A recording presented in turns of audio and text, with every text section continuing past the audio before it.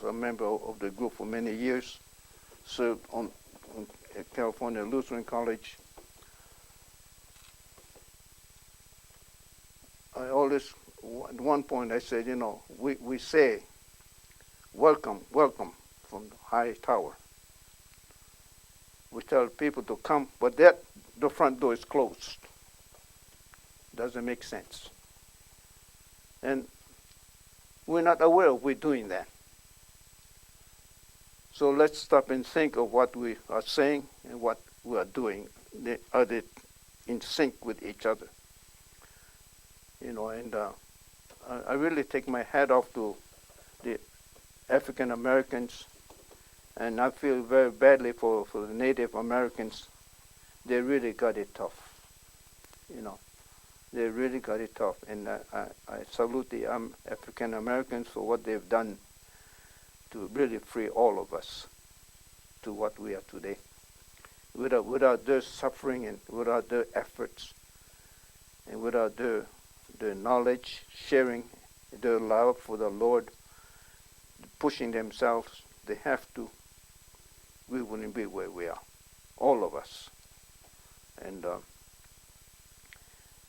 so these are the things I've learned. I've worked in multicultural committees, and I've worked with the church in the multicultural settings, and it really is a remarkable thing. What in many ways what the church has been doing about it too. They are doing what they can. So I'm happy for that. So the years that you were at St. Mark's, this is what we're trying to do. Right. So and I'm sorry. And I think this is one of the reasons why the church was willing to put in the money to build a new church. We built a new church because we were doing community work, bringing people together. And I'm not sure if they ever built any more church in the city after our church. And that was back in the 70s. So the years that you were there, 1957 to 1973, are probably, as you well know, some of the most tumultuous. Yeah. And, the change over time in the civil rights movement and everything. How did that, you've talked a little bit about it, but what did you see? At the first riot that we had, the first riot we had in Los Angeles, I don't know what year that was now, the Watts Riot. That was on Saturday. I called up my Caucasian members. I told them, stay home.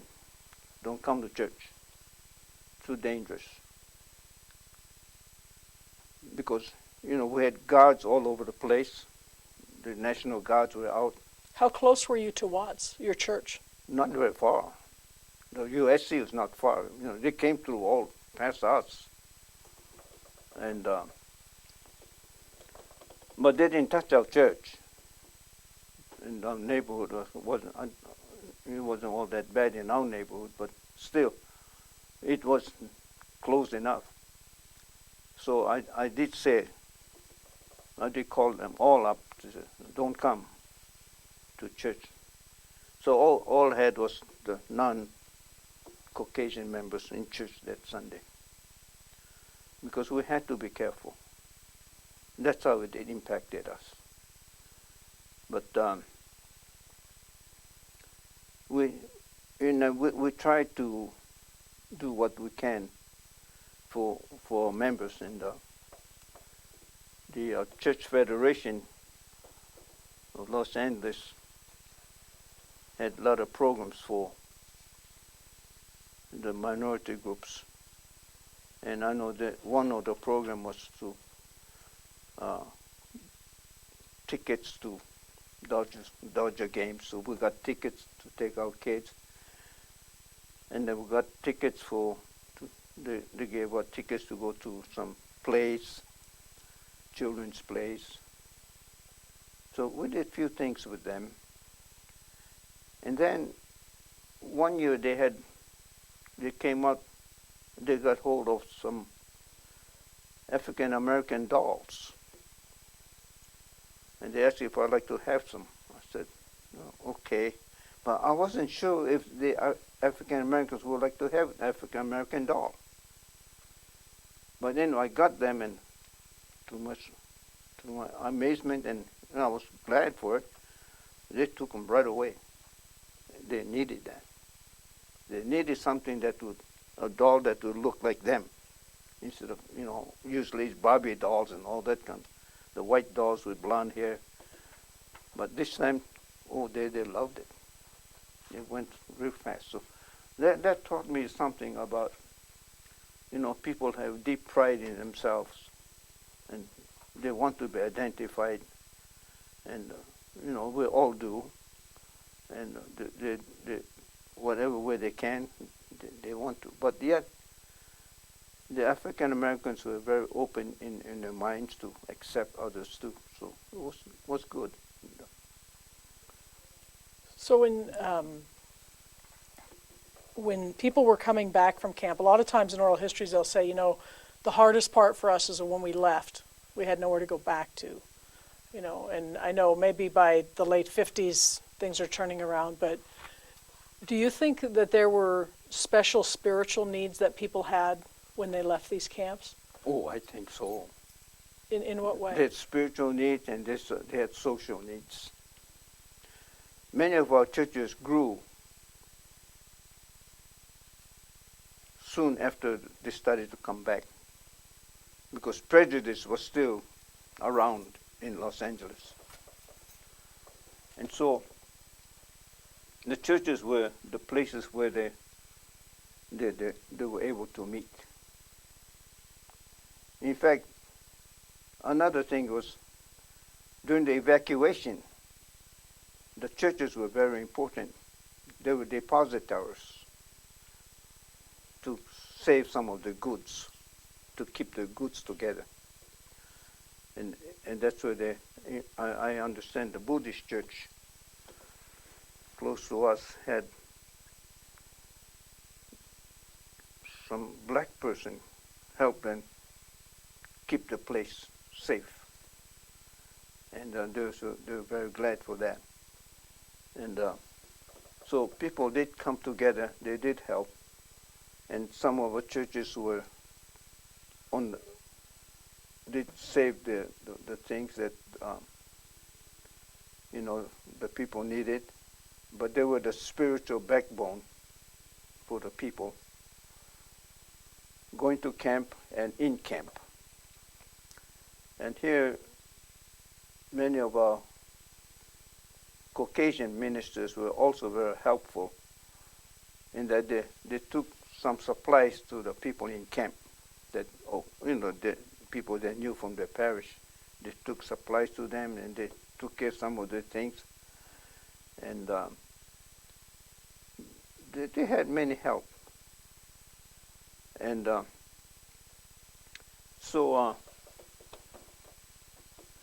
on the coming back, the churches were the places where they were able to meet and to socialize.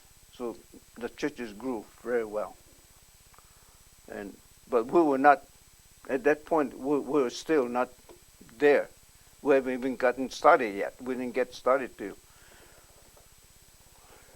in the 50s, late 50s, in fact. Well, mid 50s, I guess. But actually, we weren't just making a research. And so, but the other churches already were established. The Baptists were established, the Methodists were established, the Holiness were established, long before us. We're the newcomers. And so they were the backbone. They helped the people with their spiritual needs. Many of them lost their sons in the war, the 442 and 100, especially the 442. 100 were mostly, I think, people from Hawaii, as I understand it. But I guess there was some from here too. But they were the what you call, you know, they suffered a lot in camp. We've seen pictures of they having burials and back home, coming back to California. They couldn't even get a one senator in Nova that he went to get a haircut. They wouldn't give him a haircut. And the Mas Fukai too, who was the assistant deputy to Supervisor Kenneth Hunt, he had a lot of problems too. But there are always those who are willing to help.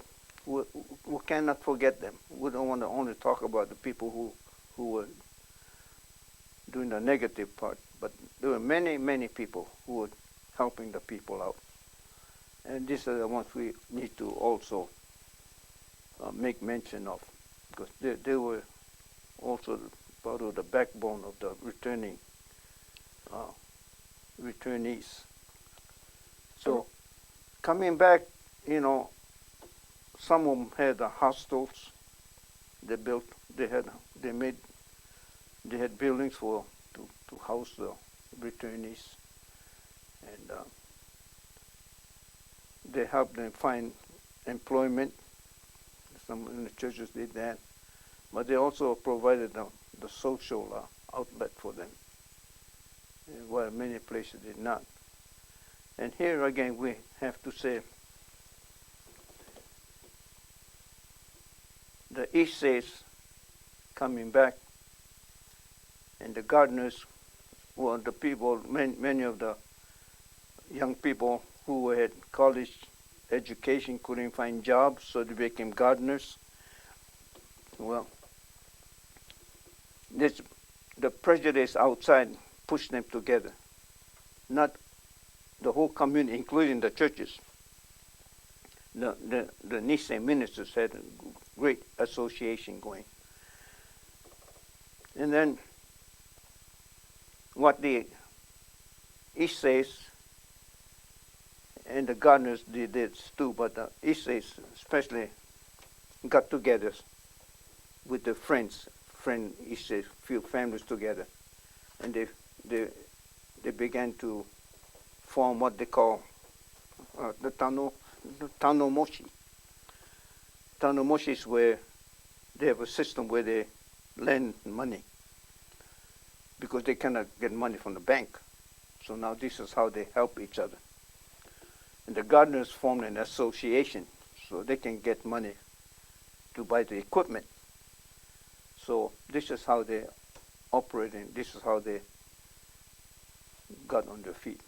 And one of my African American members said he really admired the Japanese folks because they take care of themselves in that way. In many ways, they were working together.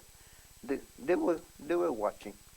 They know what was going on, and they sympathized with the group because they were going through the same thing, even more, you know.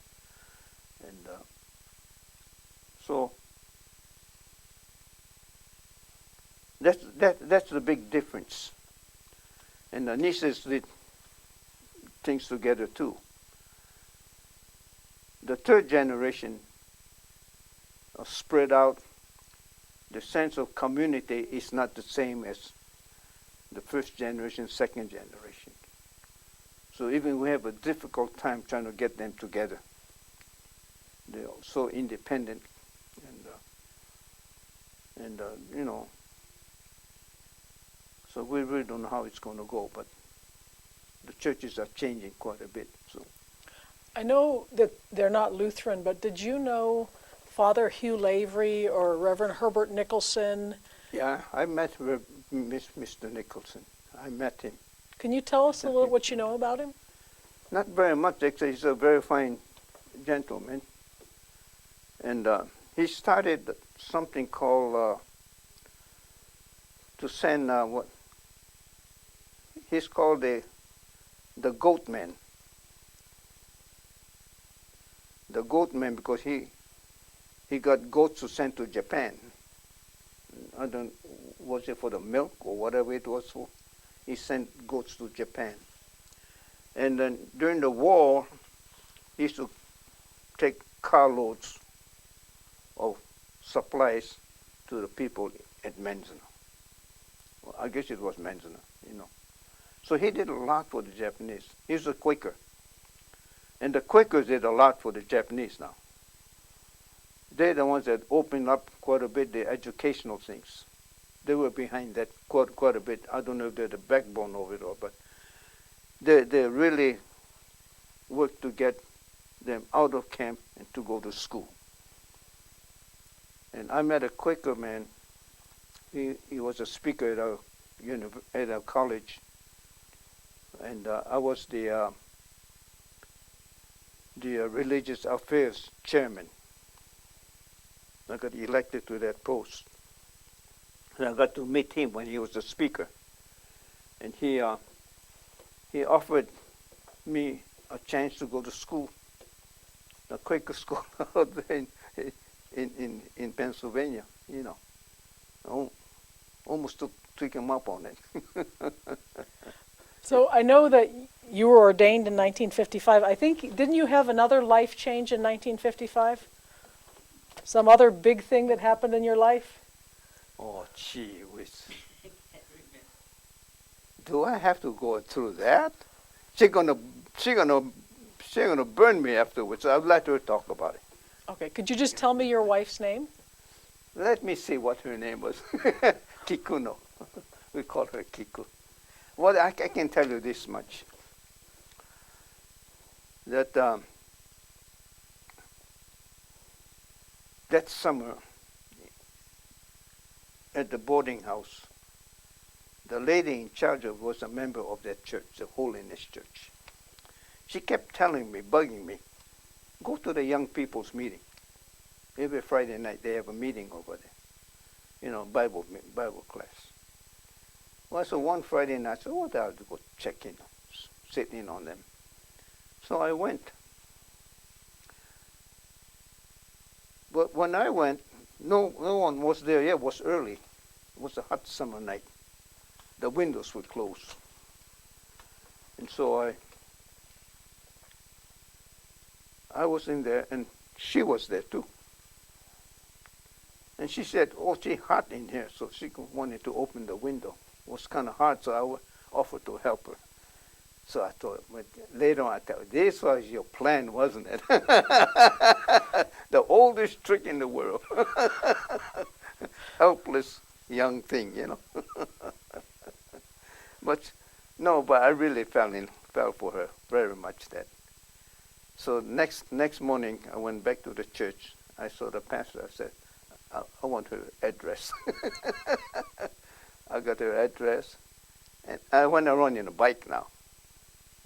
I didn't have a car. So I got on my bike, went to see her at the address, and her father comes out. I asked for her in Japanese. I didn't know anything about her. I didn't know anything about the father also. He's a learned man. He's a principal of a college, of a school. And so he called her out, and so we went on a date after that.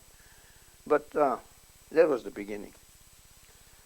So it was a very fine time I had. You know, we've been married since that in 1955, and this was in 1954 when I met her. And 1955, then we got married, and we've been married ever since. She's a great lady. Don't tell her I told you that. It'll be recorded forever. Well, you're going to take that out anyway. And you have children? We have two adopted children, two very fine adopted, David and Joy. And very bright kids, very bright. And David he's big, you know. And he's about 5'8", someplace around there, you know. Right now I shrunk to 5 feet. They tell me. I was 5 feet 4.5, but that time I shrunk to 5 5 feet. I said, no. But anyway, he's very good. He's very good in computer also. And he works in a company that kind of a welding place. He graduated with a BA at California Lutheran University in art. So he's good in art. But he ends up, he had working with in his life for a long time, but now he's kind of I don't know, supervisor or something on the floor. Just see that the work be done, I guess. I don't know what kind of work, how it really works, but anyway, he seems to be happy at it. What about your daughter? My daughter, she's in, she graduated, she went to school in Iowa, a Lutheran college in Iowa, Waldorf Junior College. It's in a cornfield in Iowa. The first thing they said, "What are you doing over here in Iowa from California?" When the wind started blowing and got cold, all she had was California clothing. So one of the students there, she's Korean, adopted by a white family. They became very good friends. So she took out some of her stuff, gave it to her to wear, keep warm. But then after graduation from Waldorf, she went to Midland Lutheran College in Nebraska, and she graduated from there, and she stayed there, worked for Oriental trading, doing computer work, and but then they changed, and she did some other kind of work on computers. But she's been out of work now for about 2 years. But she's working part-time at a sporting goods store in Omaha. And she knows all about athletic shoes. You can ask her about athletic shoes. She'll tell you all about it. Since she was a child, she always wanted, she was somewhat